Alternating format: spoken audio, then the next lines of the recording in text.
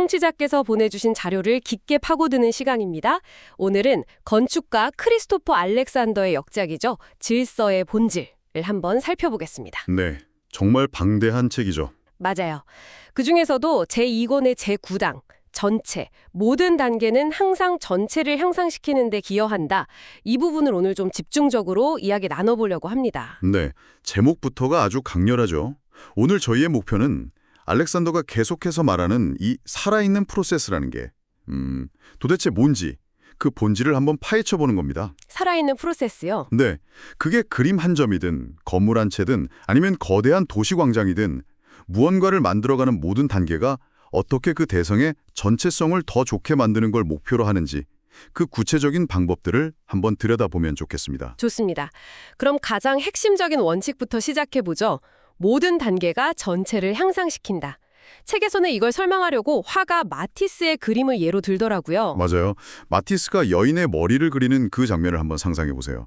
그는 그냥 뭐랄까 머리카락 한 올이나 코의 윤곽선 하나에만 집중하지 않습니다. 부분에만 매몰되지 않는군요. 그렇죠. 오히려 각각의 붓질이 머리라는 그 전체의 균형과 생동감에 어떤 영향을 줄까? 이걸 끊임없이 고민하죠.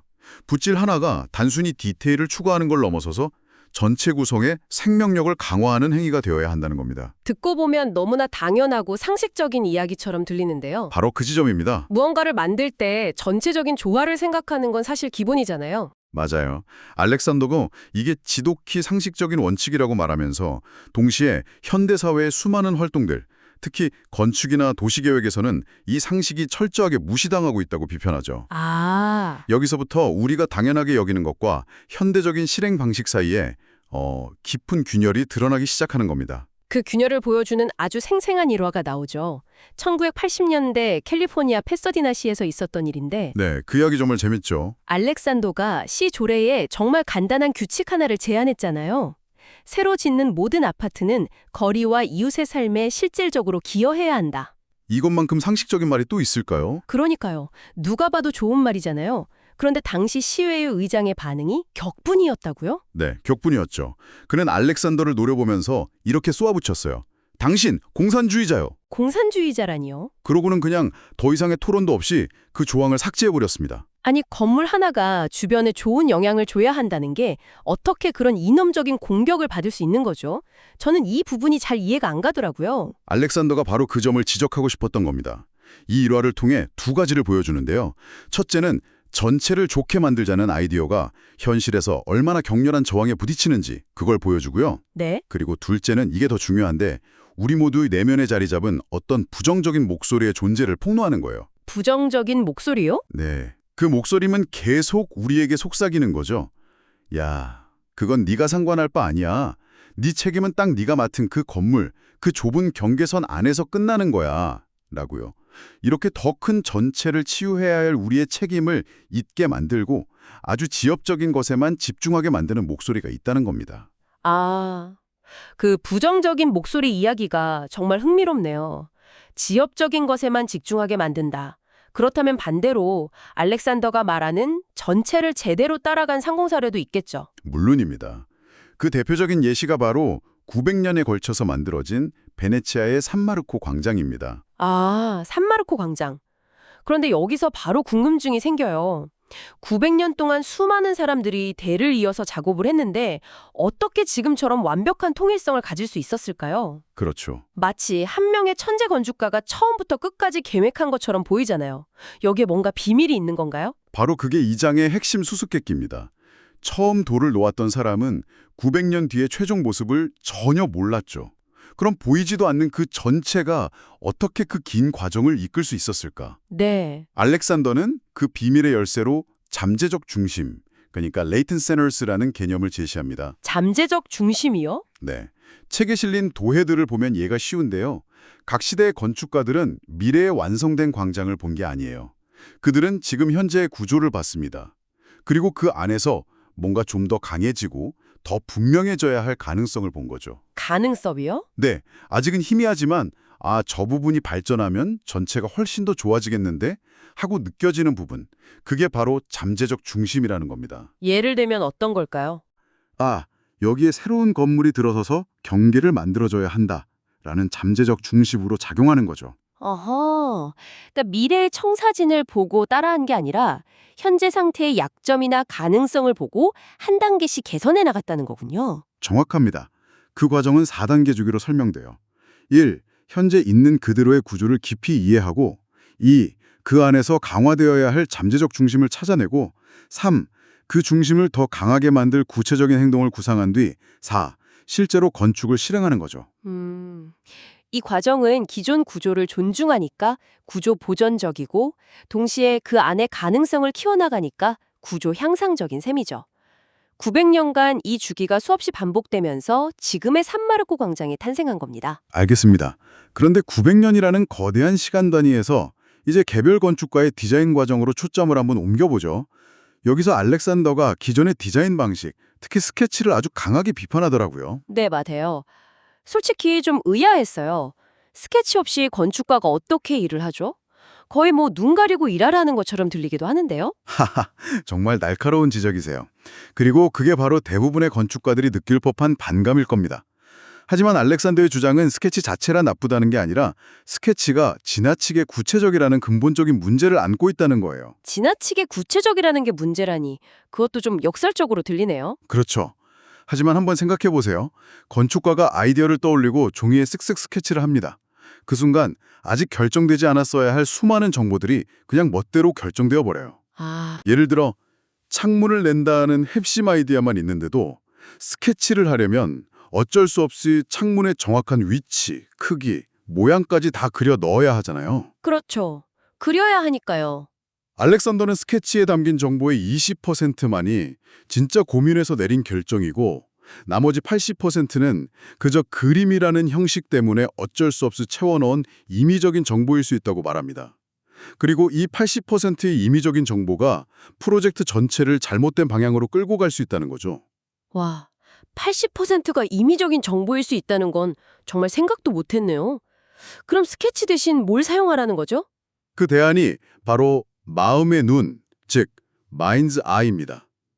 구체적인 그림으로 시작하지 말고 그 건물에서 경험하게 될 느낌을 묘사하는 말로 든 그림으로 시작하라는 거죠. 말로 된 그림이요? 네, 마음의 눈은 스케치보다 훨씬 유연해요. 아직 결정되지 않은 부분은 그냥 모호한 상태로 남겨둘 수 있거든요. 이렇게 전체적인 느낌은 있지만 구체적인 형태는 아직 없는 상태.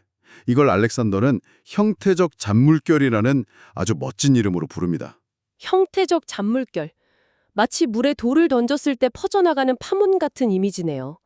중심은 있지만 경계는 아직 불분명한. 완벽한 비유입니다. 아늑하고 빛이 잘 드는 공간이라는 잔물결, 주변 언덕과 부드럽게 이어지는 지붕선이라는 잔물결, 이런 여러 잔물결이 겹쳐지면서 점차 구체적인 형태가 자연스럽게 드러나도록 하는 거죠. 아하. 그리고 이것이 아주 실용적인 원칙으로 이어집니다. 각 단계에서 확실하게 아는 것만 결정하라. 추측하거나 함부로 단정짓지 말라는 거군요. 맞습니다. 그는 이걸 숫자로 비유하는데 아주 설득력이 있어요. 지금 단계에서 다음으로 나아갈 수 있는 선택지가 100개 있다고 해봅시다. 아마 그중 90개 이상은 전체를 망치는 나쁜 선택일 거라는 거죠. 90개나요? 네. 그런데 소위 영감이라는 것이 번개처럼 떠오른 첫 아이디어가 그 10%의 좋은 선택지 중 하나일 확률이 과연 얼마나 될까요? 거의 없다는 겁니다. 그래서 첫 아이디어를 맹목적으로 사랑해서는 안 되고 오히려 극도로 회의적으로 바라봐야 한다고 주장합니다. 영감에 대한 믿음이 현대 건축의 수많은 실패를 낳았다는 비판이 아주 신랄하게 느껴지네요. 네. 그런 이게 바로 현대 및 포스트 모던 건축의 충격적인 실수와 공포의 근원이라고까지 말합니다. 핵심은 여러 가능성을 머릿속으로 혹은 작은 모형으로 경험적으로 실험해보고 그중에서 나의 가장 깊은 느낌으로 울리는 단 하나의 선택지를 신중하게 찾아내는 겁니다. 자, 그럼 이 마음의 눈과 형태적 잔물결이라는 개념이 실제 프로젝트에서 어떻게 작동하는지 클레어몬트 캐년 개설 프로젝트 사례를 통해 좀 더 구체적으로 보죠. 이게 아주 좋은 예시 같더라고요. 맞습니다. 여기서 알렉산더가 제시한 6가지 전체의 변화는 구체적인 설계도가 아니라 마음의 눈으로 본 거시적인 형태적 잔물결들이에요.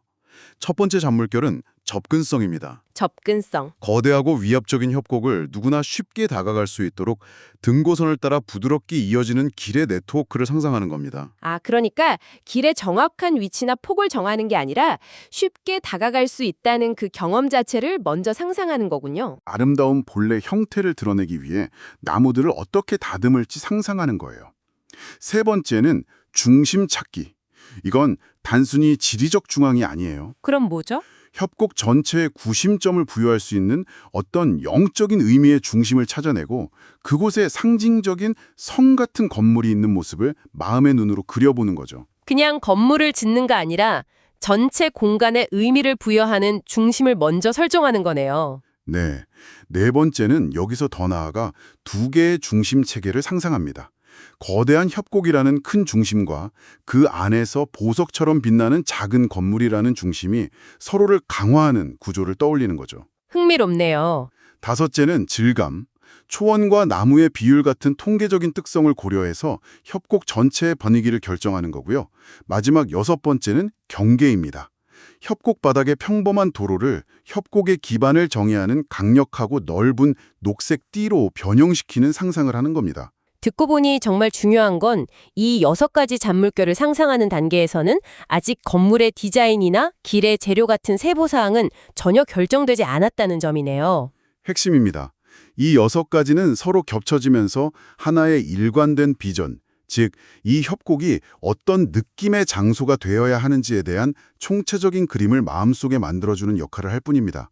구체적인 결정은 이 강력한 전체의 느낌 안에서 한 단계씩 신중하게 내려지게 되겠죠. 이렇게 거대한 스케일의 건축 이야기를 하다가 마지막에는 아주 작고 시적인 예시로 이 모든 원칙을 요약하더군요. 오클랜드 항구의 화물선을 그린 그림 이야기요. 아, 네. 이 부분이 참 인상 깊었어요. 그 이야기가 이 장의 활용점정이죠. 알렉산더가 운전 중에 스치듯 본 화물선 풍경에 강렬한 인상을 그림으로 옮기는 과정인데요. 그는 사진처럼 그 장면의 디테일을 똑같이 복제하려고 하지 않았습니다. 네. 대신 그 순간 자신이 경험했던 전체성, 그가 특정한 멜로디 또는 색채를 띤 빛이라고 표현한 그 총체적인 느낌을 캔버스 위에 되살리려고 했죠. 그래서 실제 풍경에는 없었을지도 모르는 디테일들을 추가했다는 부분이 흥미로웠어요. 하늘에 보라색 줄무늬를 넣는다거나 크레인 옆에 녹색 점을 찍는다거나요. 맞습니다.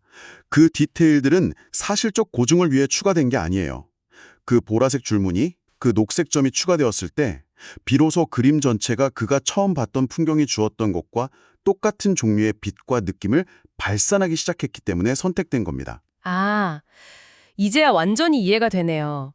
세부 사항들이 모여서 전체를 만드는 게 아니라 내가 포착하려는 전체적인 느낌이 오히려 어떤 세부 사항이 필요한지를 결정하고 생성해낸다는 거군요. 정확히 그겁니다. 목표는 부분의 기계적인 사실성이 아니라 전체적인 느낌의 사실성인 거죠.